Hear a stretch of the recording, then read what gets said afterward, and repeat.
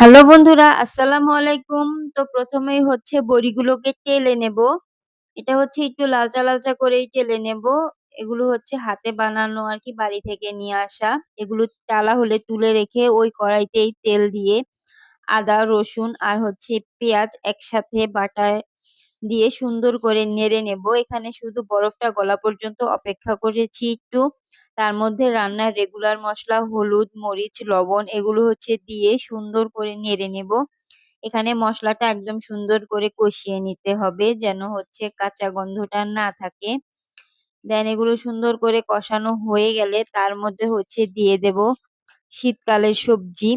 শীতের সময় এই সিম আর ফুলকপি খেতে ভীষণ ভালো লাগে। শীত ছাড়াও পাওয়া যায় তবে তেমন একটা মজা লাগে না খেতে।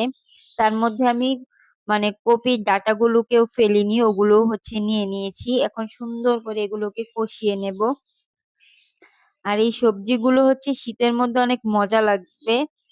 আর সবাই অনেক পছন্দও করে। দেখো কথা বলতেই আমার তরকারি কষিয়ে ঝোল দেওয়া হয়ে গেছে। তার মধ্যে ২ টো টমেটোও কেটে দিয়ে দিয়েছি। দেন এখন এখানে হচ্ছে এড করব মেইন পার্ট ওই যে ভেজে রাখা কুমড়োর বড়িগুলো। এর আগে হচ্ছে আমি কখনো বড়ি রান্না করিনি। ফার্স্ট টাইম রান্না করছি। এখানে হচ্ছে মাছের পরিবর্তে কুমড়োর বড়িগুলো দিয়ে সুন্দর করে এখন নেড়ে নিচ্ছি। এগুলোকে একটু ভালো করে নেড়ে দেব যেন এগুলো হচ্ছে সিদ্ধ হয়ে যায়। এখানে প্রায় রান্না শেষ। ২-৩ মিনিট জাল দিলেই হচ্ছে বড়িগুলো নরম হয়ে যাবে মানে সেদ্ধ হয়ে যাবে। এখন এগুলো সুন্দর করে আমি গুছিয়ে দিচ্ছি। আর আজকে হচ্ছে এই সবজিটা আমি ফার্স্ট টাইম রান্না করেছি আর ফার্স্ট টাইমই খাবো। দেন তোমরা কারা, কারা কুমড়োর বড়ি খেয়েছো একটু কমেন্ট করে জানিও।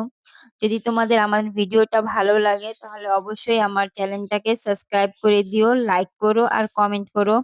আমি নতুন আমাকে সবাই মিলে একটু সাপোর্ট করো। দেখো আমার তরকারি কালারটা মাশাআল্লাহ অনেক সুন্দর হয়েছে। আজকের মতো টাটা।